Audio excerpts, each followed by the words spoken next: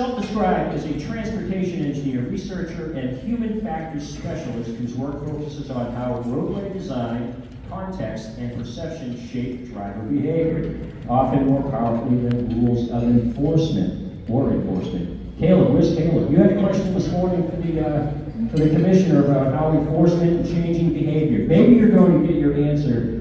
Maybe you'll get your answer. And Dr. Tice, I guarantee if he doesn't get the answer, he's going to ask the question anyway. So you might want to start with that. But without further ado, Dr. Tice.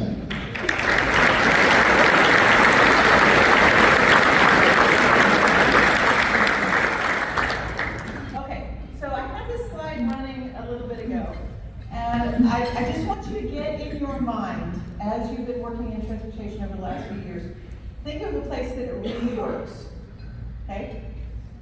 Think of a place that really doesn't. And I just want you to passively notice, real quickly, what's different.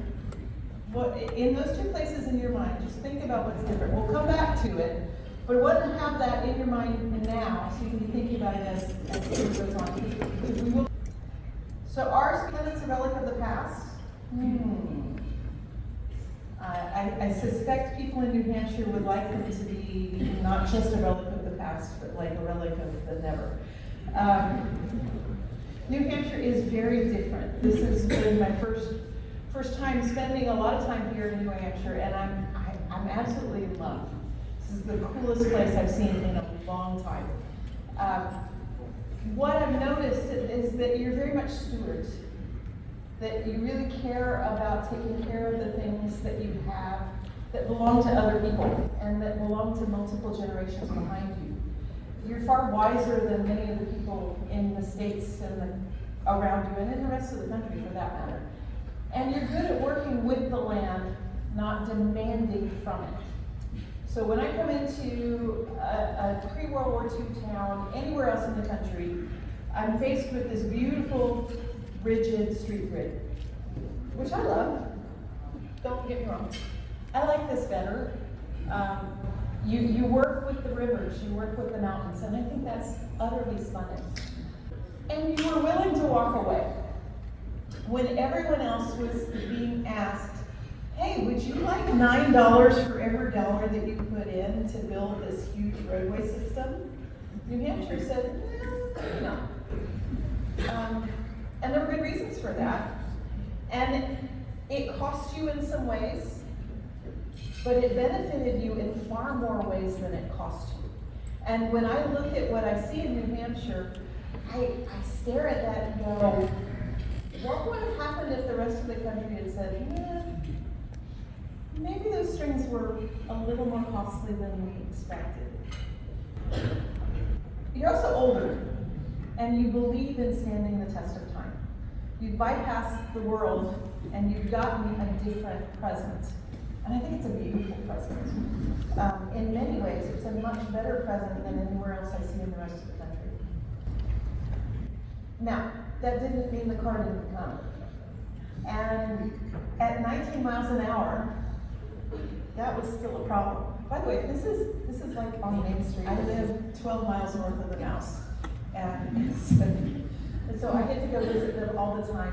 This sweet lady, she actually got to open this car up in the back lot, and it hit a total of 19 miles an hour. And she was really smoking it. You notice she does not have her name tag on. Because I wanted to make sure she stayed in. So the very first speed limit was made in 1901. So that's almost 125 years ago next month. Okay? It was 12 miles an hour in the city and 15 miles an hour in the country. Yeah. And it was also done in Connecticut. Should that surprise you? It didn't surprise me. That was Connecticut. New Hampshire is not like Connecticut. But you're not about freedom for its own sake. It's about freedom to preserve what's precious. And that means that the building choices, the design choices that you've made over the years have been very intentional to preserve the things that are good. Nationally, post it to match the road, people follow it. When you don't, They don't. I took this picture yesterday. And I don't know if you can see it up there, but that is posted at 30 miles an hour. Just north of Franklin. Is there any indication that that should be 30 miles an hour there? Can you see any? Yeah. Do you think people actually go that? So when it doesn't, they don't. And you know this. I mean, we all do. And I suspect you probably know why. I think if you were to take off your engineer's hat and all of the training that we tried to instill within you in school, if you put all of that aside and just use your eyes, you would know exactly what you're going to get out of every single roadway that you deal with. Am I wrong? If you just stood in front of a road and said, well, are people going to obey the speed limit? You probably can tell. Are they? Maybe or maybe not. And you probably just don't have language for that. And I'm sure you tried changing speed limit signs, adjusting the signs, adding them, maybe even increasing the enforcement, right? And the speeds still stay about the same. Anybody really want to know why? I did. So what happens if you change the number on the sign, statistically? Anybody got a guess? Not very much. For every 10 miles an hour you change the sign, you get 2 miles an hour in 85th percentile speed. So, does changing the sign work? Yes, it absolutely works. Does it work well? Good. The problem is it's a mismatch. When what we're asking for doesn't match, what we're asking our drivers to believe doesn't match what they see. And what we're asking our pedestrians to believe is safe doesn't match what the drivers believe is going to happen. So you've got this huge mismatch in expectations, and every time you have a psychological mismatch in the real world, somebody's going to get hurt because reality is not as friendly as our psychology. So when you're coming into one of those rural little hamlets like Franklin, there are rare conflicts. And really to the driver, the first time they believe that the conflict is going to occur, maybe when they actually hit the person or the vehicle that they hit.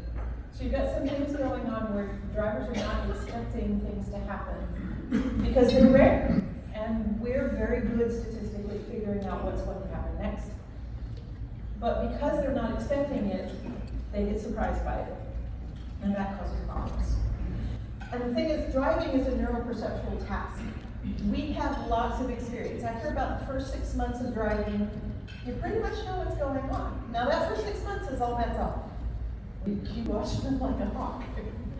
But you learn patterns during that time, and those patterns become predictions.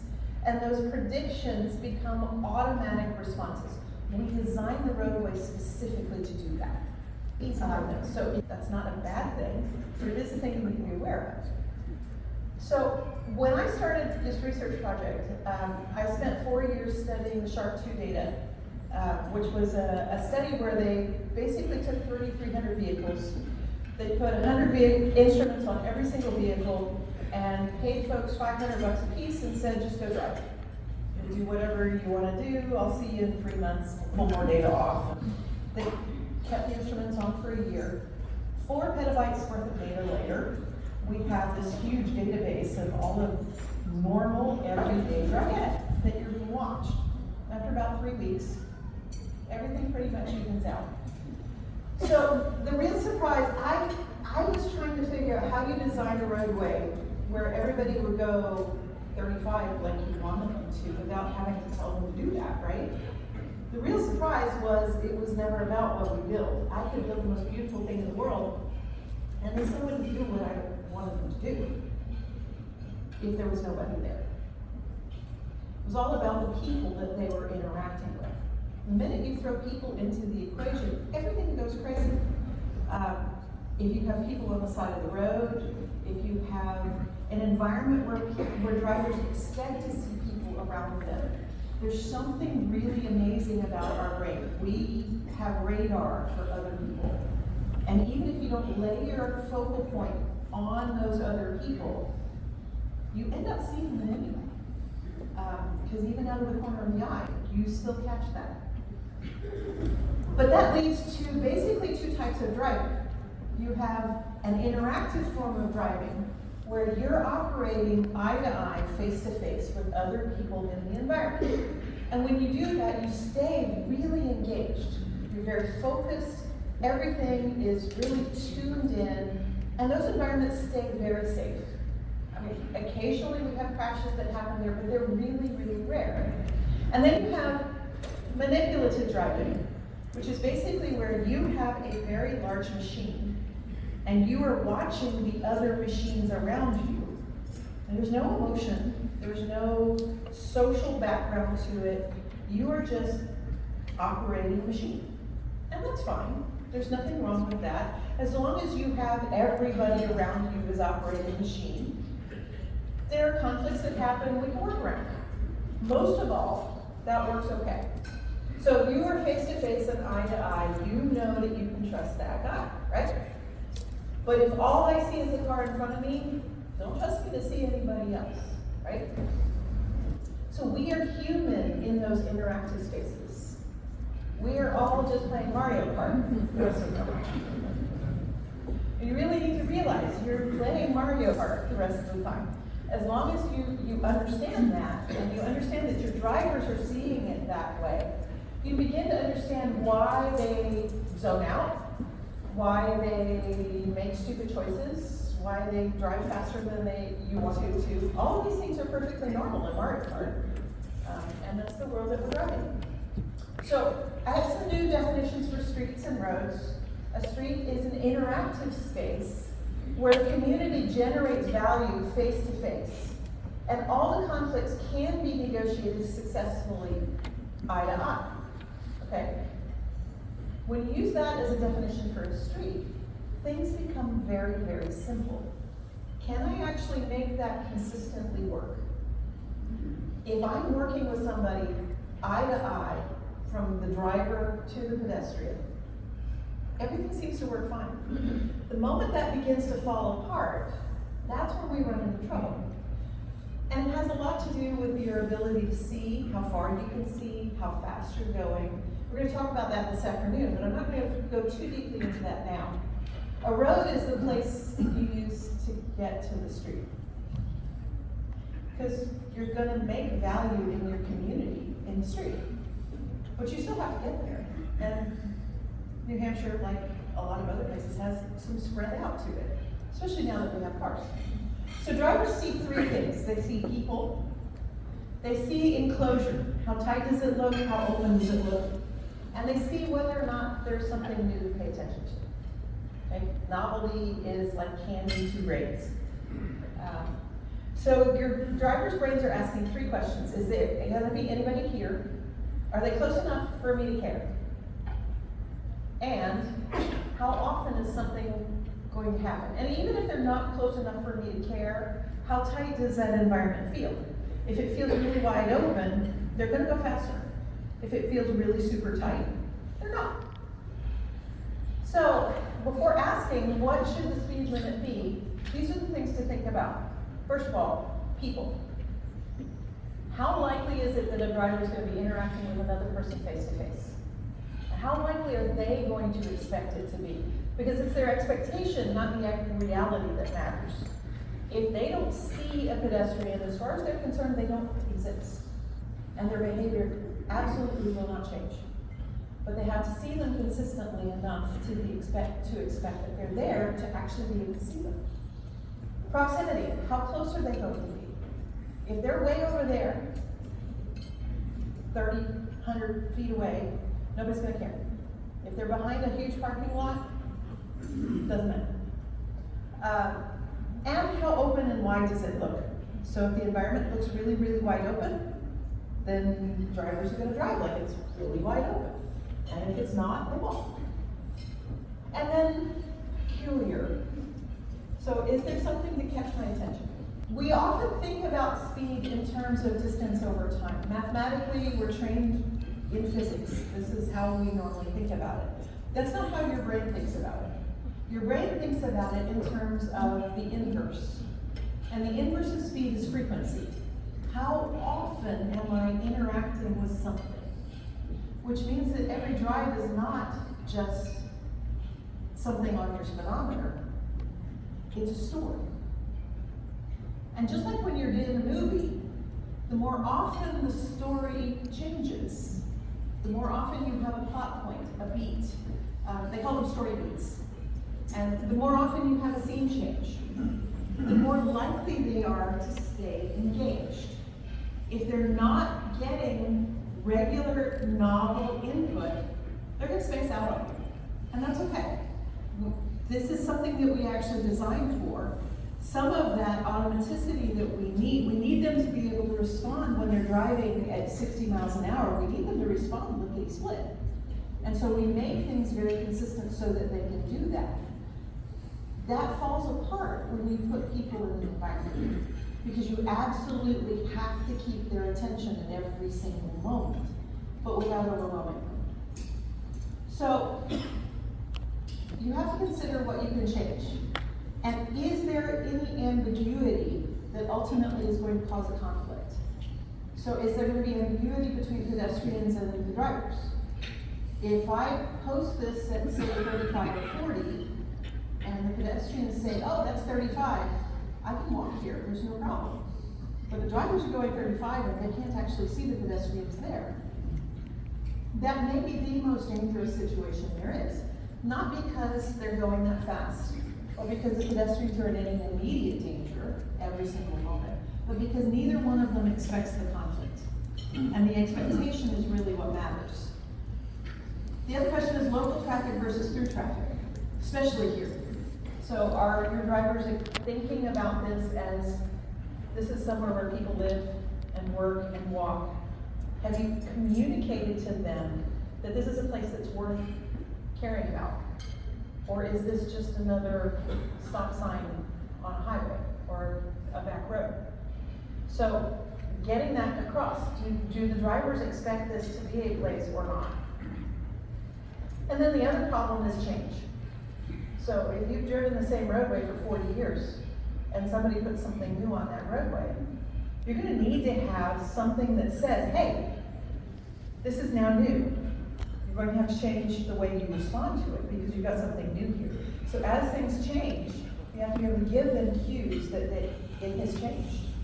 So how do we get this to work? There's two design concepts. For a street, it's a dance, not a drive, right? And so if you can see the environment as this polka, where everybody's moving in and out and they're all negotiating it together, that works great. For roads, it's a river. And it's a river that's too deep to cross. But maybe people might want to try. And so you have to make sure that you've got it delineated, that this is not as safe an environment as you think it is. And if nobody else is sure, if you're not sure, neither are they. You pick one, both of them work great. In the middle, where nobody's sure, that's where everything falls apart. So, we got an old writer's rule. Anybody ever write a novel or a book? I can't be the only one. Maybe I'm the only one. I know, as a title engineer. You can write a book, it's a good thing. One of the main rules in writing a book is to show, not tell. So you don't narrate what the person in the book is thinking. You tell the environment around them and you see how that person responds. And then the reader infers what they're thinking from what you described. And the more you give them description, the more intensely you actually get drawn into the story, right? It's the same when you're designing roadway. The more you pull them in and show them in the environment what you expect them to do, the better they're going to behave. If you're just going to give them a sign, frankly, the part of your brain that's driving is really not the part that reads. Yeah, if you think about it, the part of your brain that's driving works in a 0.2 of a second kind of time frame. It makes decisions faster than you even realize it's made a decision. So if you're waiting for them to read your sign, they can. They might not. And especially if it's dark, or if it's a long way away, or if they're getting old and your eyes don't work the way they used to. Sometimes that'll get across and sometimes it won't. The problem is, if it can't get across every single time, then you've left a hole in your safety measures. Gateway treatments really make a big difference. So something that communicates as you're coming into a new environment, this is a different place. Block length. Yes, this drawing drives me crazy because I couldn't fix it. These are awful striping, please forgive me. I'm horrifyingly embarrassed by this. But the more often you give people stops, so always stops, crossings that are visible, the more frequently you do that, the more likely it is that people will actually slow down and engage in the environment. Every inch of asphalt means extra speed.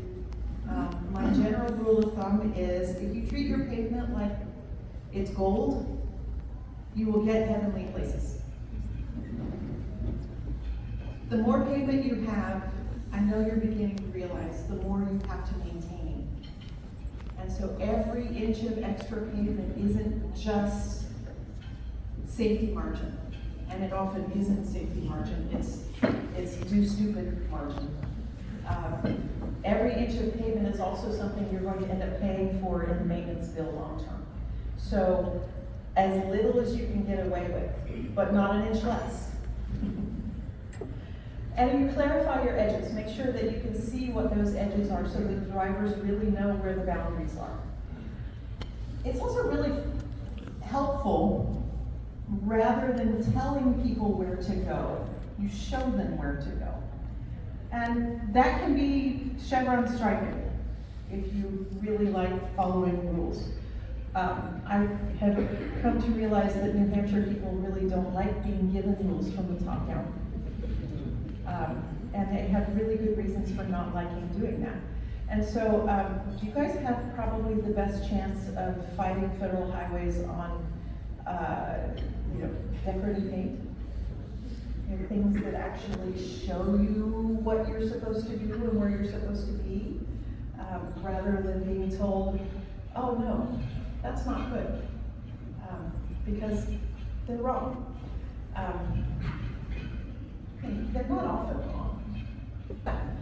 So I want you to think about those two roadways I had you think of earlier. And I want you to kind of get in your mind at your table. I'm going to give you a couple minutes to do it. I want you to think about those two roadways you had in mind earlier and talk about at your table those three things: people, enclosure, and interruptions. How does that play into the two examples that you have in your mind? And we actually have more time than I expected. So I was planning on giving you 3 minutes. I can probably give you 6 if you really want it. But once you're kind of settled, I can probably hear when you're having fun again. And because honestly, conferences are not about the content; they are about making friends. And making friends over good content is the best way to make friends, right? Especially for engineers. So I want you to think about those two roadways you were thinking about earlier, and think about those 3 pieces. And talk about it at your table for a few minutes. I'm starting the timer now. And and we'll go around and see what you think of this.